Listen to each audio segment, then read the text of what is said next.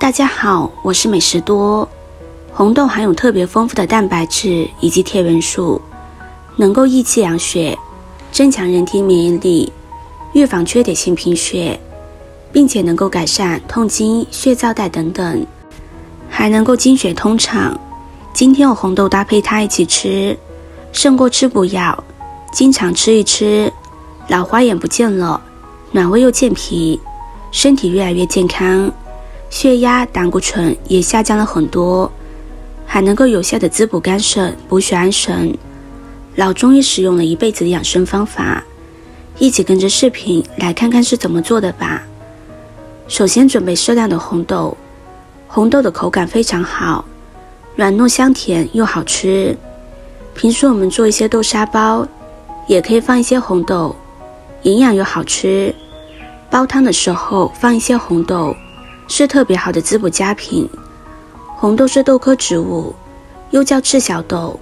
红豆喜光喜温，还有非常丰富的营养元素，如蛋白质、碳水化合物、脂肪、膳食纤维、各种维生素、胡萝卜素、无机盐等等。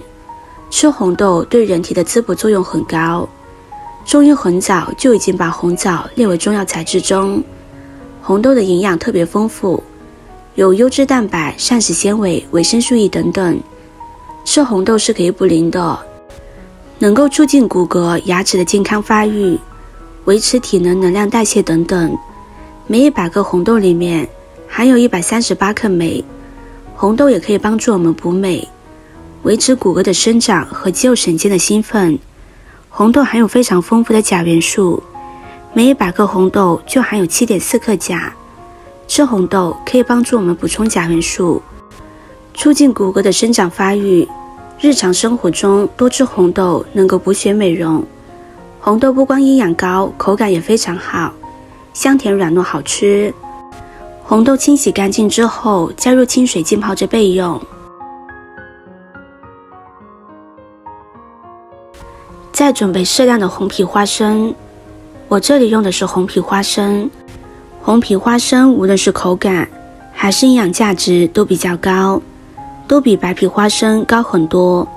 红皮花生，花生种皮为红色而得名，是公认的健康食品。在我国，红皮花生被认为是10大长寿食品之一，具有补血、调和脾胃的功效。红皮花生具有较好的补血效果，主要是因为红皮花生的花生衣增加血液中血小板的数量，提高血小板的质量和促进毛细血管收缩，所以可以提高造血功能，从而具有补血的效果。早上空腹吃上几粒花生，可以起到养护肠胃的作用。如果经常恶心、肠胃不适症状，可以多吃一些花生。红皮花生含有磷脂，可以在胃黏膜表皮形成一层保护膜，还有膳食纤维，达到很好的养胃目的。花生清洗干净之后，和红豆放在一起浸泡着备用。接着再准备5颗红枣，红枣是非常好的滋补佳品，女性朋友每天吃上几颗红枣非常的好，煲汤和泡水喝都非常的不错。红枣是非常好的食疗佳品，同时也具有一定的药用价值。大枣中含有非常丰富的蛋白质、糖类、胡萝卜素以及大量的 B 族维生素，含有大量的钙、磷、铁，具有补中益气、滋阴补阳、养血安神的功效。大枣中含有非常丰富的铁剂，可以治疗贫血。大枣中含有大量维生素 P， 它可以改善微循环，从而预防动脉硬化。红枣还能够预防骨质疏松和预防心脑血管的疾病，同时具有抗癌防癌的效果。红枣清洗干净之后，我们把红枣剪成小瓣，枣核去掉不要，枣核是很燥热的，一定不要食用枣核。红枣是非常好的滋补佳品，女性朋友每天吃上几颗红枣都是非常好的，煲汤和泡水喝都非常的不错。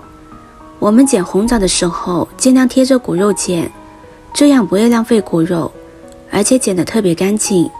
剪好之后先放在一旁备用。再准备一小把枸杞，经常吃枸杞对眼睛特别的好，因为枸杞中含有非常丰富的胡萝卜素、维生素 A、维生素 B1、维生素 B2、维生素 C、钙铁等等，是健康眼睛的必要营养品。经常吃枸杞能够起到养肝明目的效果，而且有滋养肝肾、滋阴润肺明目的作用，还有平补生津肝血的作用。特别是女性朋友经常吃，补血养血、美容养颜非常的不错。我们把准备好的枸杞放入碗中，再加入适量的清水，把枸杞清洗干净。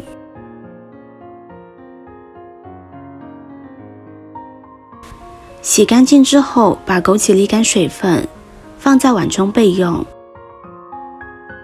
现在把准备好的食材全部倒入锅中，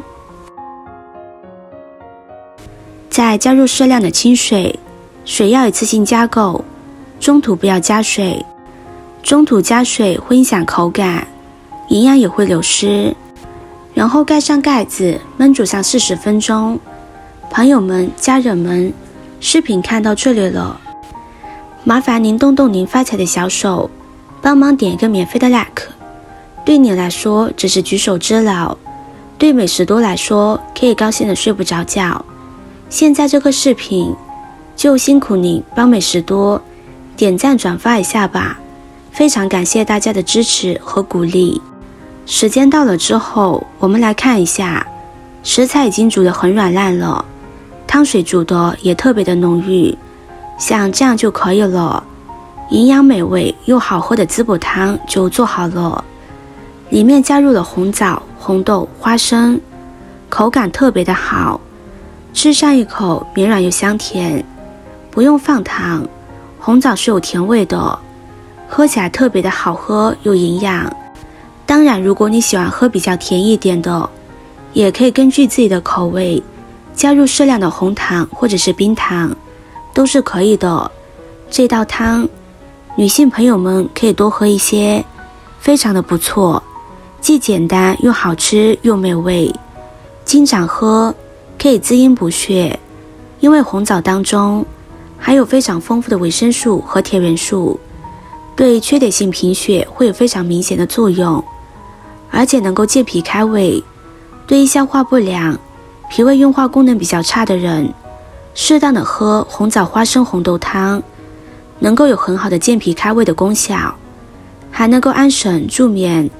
红枣、红豆、花生都有非常好的滋补脾经和心经的作用，进而能够让脾胃调和，而且对于睡眠有非常好的促进作用。今天的分享就到这里了，视频看到这里了，麻烦各位哥哥姐姐动动小手给我点个赞吧，点击我的头像可以看到更多的美食视频。